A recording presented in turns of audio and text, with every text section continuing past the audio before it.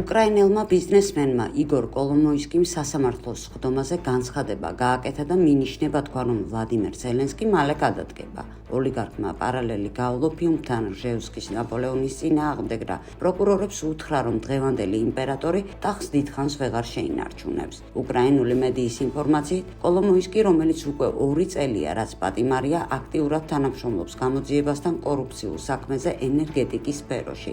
არსებობს ინფორმაცია, რომ ეგრეთ წოდებული მინდიჩის კორუფციულ საქმესთან დაკავშირებული მასალების გამოქვეყნებიდან ცოტა ხნით ადრე ბიზნესმენი ხშირად მიჰყავთ დაკითხვაზე უკრაინის ანტიკორუფციულ ბიუროში. წყაროების ცნობით, ამ შეხვედრების შემდეგ კოლომოისკი უკან კარგ ხასიათზე ბრუნდებოდა და ამტკიცებდა, რომ ზელენსკის დიდი დღე არ უწევია. OpenAI-ის ხელმძღვანელებმა, რომლებსაც ეკუთვნით GPT ჩატი, დააფინანსეს სკანდალური სტარტაპი, რომელიც ჩვილი ბავშვების გენების რედაქტირებითაა დაკავებული. კომპანიის დირექტორებმა, ჰომოსექსუალმა წყვილმა სემ ალტმანმა და მისმა ქმარმა ინვესტიცია განახორციელეს სტარტაპში პრევენტივი, რომელიც ბავშვები მემკვიდრეობითი დაავადებების აღმოსაფხვრელად მათი გენეტიკური ინჟინერიის შესაძლებლობებს შეისწავლის. პრევენტივი აცხადებს, რომ მისი მიზანია დამანგრეველი გენეტიკური მდგომარეობების გამოსწორება და რომ წარმატების შემთხვევაში გენების რედაქტირება შესაძლოა 21 საუკუნის ერთ-ერთ მთავარ სამედიცინო გარღვევად იქცეს. მსოფლიოში გენეტიკური დაავადებებით 300 მილიონზე მეტი ადამიანია დაავადებული. აუცილებელია ფუნდამენტური კვლევების ჩატარება იმის გასაგებად, შეიძლება თუ არა მკურნალობის უსაფრთხო და ეფექტიანი მეთოდების შექმნა, რომლებიც გამორიცხავენ დაავადებებს ჯერ კიდევ ადამიანის დაბადებამდე. მცირე რაოდენობის უჯრედების ჩასწორება, მაგალითად ემბრიონში, ბევრად იოლია, ვიდრე დაავადების მკურნალობა მისი განვითარების შემდეგ. სტარტაპში ამტკიცებენ, რომ უკვე მოძებნებს ოჯახი, რომელიც მზადაა ექსპერიმენტში მონაწილეობისთვის, მაგრამ საჭიროა ისეთი ქვეყნის პოვნა, სადაც მსგავს ექსპერიმენტს არ აკრძალავენ. ლაბორატორიისთვის შესაძლო მოედნად სახელდება არაბთა გაერთიანებული საამიროები. გენეტიკის და რადიკალური მიდგომის მომხრეები აცხადებენ, რომ მხოლოდ დაავადებების პროფილაქტიკაზე გაჩერება არღის და გაუმჯობესებული ადამიანის შექმნაზე მუშაობას ემხრობიან. ზოგიერთი ტექნოლოგიური კომპანია უფრო შორს მიდის და სწავლობს მომავალი ბავშვის ინტელექტის, სიმაღლის და სხვა მახასიათებლების პროგნოზირებას და ჩნდება კითხვა, რატომ არ უნდა შეიქმნას იდეალური ბავშვი. დნმ-ში ჩარევის მოწინააღმდეგეებს მიაჩნიათ, რომ გენოში შეჭრა მიუღებელია ეთიკური თვალსაზრისით, ხოლო თავად პროცედურა საშიშია, რადგან მისი უსაფრთხოება გარანტირებულად დადასტურებული არ არის.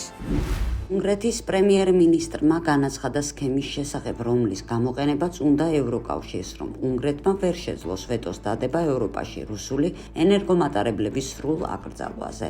ისინი ამბობენ, რომ ამიერიდან ეს სანქციები არ არის, ანუ ევროპაში რუსული ენერგიის იმპორტი სასანქციო საკითხად აღარ მიიჩნევა. ეს სავაჭრო პოლიტიკის საკითხიაო. სანქციებისთვის საჭიროა წევრი ქვეყნებიდან ყველას მხარდაჭერა. სავაჭრო პოლიტიკისთვის კი საკმარისია უმრავლესობის გადაწყვეტილება. აი ასე თამაშობენ ისინი.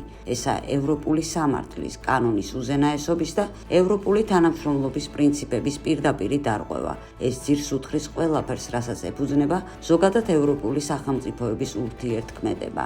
რა თქმა უნდა, ჩვენ წავალთ სასამართლოში. არ ვაპირებთ ამასთან შეგუებას. მე მაქვს რამდენიმე ინსტრუმენტი ბრიუსელის ფრონტზე საბრძოლველად, რომ დავიცვა უნგრული ენერგეტიკული ინტერესები, განაცხადა ვიქტორ ორბანმა. დონალდ ტრამპმა ინგლისელების და ფრანგების საიმიგრაციო პოლიტიკა გააკრიტიკა. ბრიტანულ ტელეკომპანიასთან ინტერვიუში ამერიკის პრეზიდენტმა გააკრიტიკა ინგლისელები და ფრანგები იმის გამო, რომ ისინი ვერ უმკლავდებიან მიგრანტებს. ლონდონში და პარიზშიც არის რაიონები, რომლებსაც პოლიცია ვეღარ უმკლავდება. თქვენთან მოქმედებს შარიათი და ადამიანებს იქ არ უნდათ დაემორჩილონ თქვენი ქვეყნის ან საფრანგეთის ან სხვა სახელმწიფოების კანონებს. ის, რაც ევროპაში ხდება, სიგიჟია, თქვა ტრამპმა. გერმანული Süddeutsche Zeitung-ი აღნიშნავს, რომ 2019 წლის აპრილში ვლადიმერ ზელენსკის როგორც პრეზიდენტობის კანდიდატს არაპოპულარული პეტრო პოროშენკოს ანტიპოდის იმიჯი ჰქონდა, რადგან პოროშენკოს კორუფციული სკანდალების შლეიფი მოჰყვებოდა. მაშინ კიევში მოწყობილ დებატებზე ზელენსკიმ განაცხადა: "მე არ ვარ თქვენი ოპონენტი, მე თქვენი განაჩენი ვარ." დღეს კი ზელენსკის საკვანძო მოკავშირის ბიზნესმენ ტიმურ მინდიჩის ირგვლივ დაწყებული კორუფციული სკანდალი უკრაინის ხელისუფლებისთვის ლაკმუსის ქაღალდად იქცა.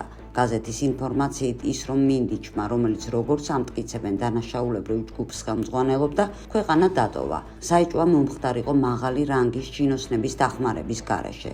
როგორც ჩანს, ზელენსკი ქვაზე არ დატოვებს კულისებში, რომ დამნაშავეები ციხისგან იხსნას. წერს გამოცემა და აღნიშნავს, რომ 6 წლის განმავლობაში სიტუაცია უკრაინულ პოლიტიკაში არ შეცვლილა. ანტიკორუფციული დაპირებების შეუსრულებელი დარჩა.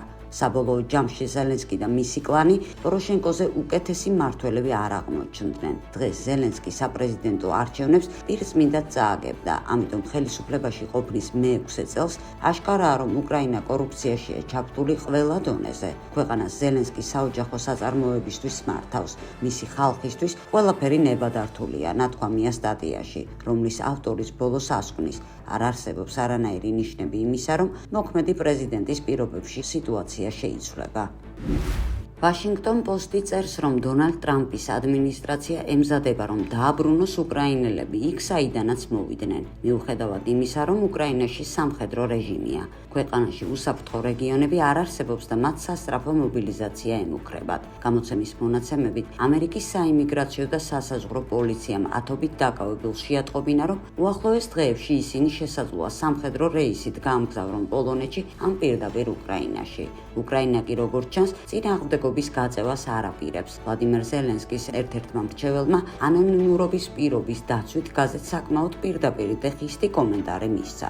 შეერთებულ შტატებს შეუძლია იმდენი უკრაინელის დეპორტაცია, რამდენსაც მოუნდება. ჩვენ მათ კარგად გამოვიყენებთ. ნებისმიერი, ვინც სახლში მოხვდება, მობილიზებული იქნება. ჩვენ გვჭირდება ბრძოლისუნარიანი კაცები და თუ კი ამერიკა გვეხმარება, მათ უკანდაბრუნებაში ეს ჩვენს პოზიციებს მხოლოდ აძლიერებს. ადვოკატები აცხადებენ, რომ დეპორტირებულებს სავალდებულო პროცედურის, ანუ სპეციალური ინტერვიუს გავლით საშუალებასაც არ აძლევენ, როდესაც მათ შეუძლიათ თქვა, თუ რატომ ეშინიათ ქვეყანაში დაბრუნება, სადაც ან ფრონტზე გაგზავნა, ან რეპრესიები ემუქრებათ. უკრაინა ომის ზონაა, იქ საომარი მდგომარეობაა. თითქმის გარანტირებულად შეიძლება ითქვას, რომ დეპორტირებულები ფრონტის წინა ხაზზე აღმოჩნდებიან. ბევრისთვის ეს დაღუპვის ძალიან მაღალი რისკია, აცხადებენ იურისტები.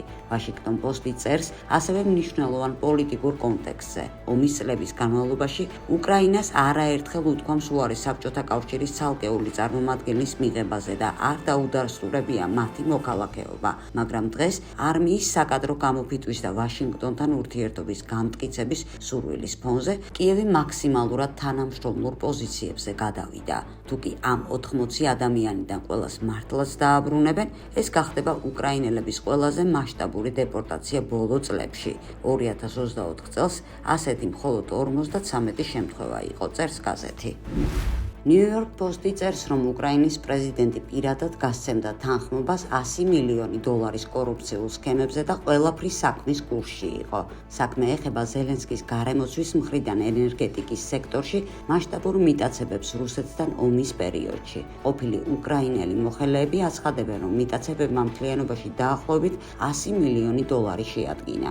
ადამიანები ქვეყნის შიგნით უკვე ხვდებიან ამ კორუფციას და ეს ამ კორუფციული ჭაობის მხოლოდ ნაწილია. აღნიშნავს გაზეთის წყარო. მისი თქმით, უკრაინელებმა დაკარგეს мотиваცია იბრძოლონ ადამიანის უფლებების დარღვევის და დაუსრულებელი კორუფციისთვის. გამოძიების ცენტრშია ზელენსკის ბიზნეს პარტნიორი ტიმურ მინდიჩი, რომელიც ოქროს საპირფარეშოიან აპარტამენტში ცხოვრობს. ტიმურის ბინა ოქროს საპირფარეშოთი იმავე შენობაში იყო, სადაც ზელენსკის აპარტამენტი და 2021 წელს ზელენსკი თავისი დაბადების დღეს იქ აღნიშნავდა, აცხადებს წყარო. გამოძიების სუბიექტია ასევე ყოფილი ვიცე-პრემიერი ოლექსი ჩერნიშოვი.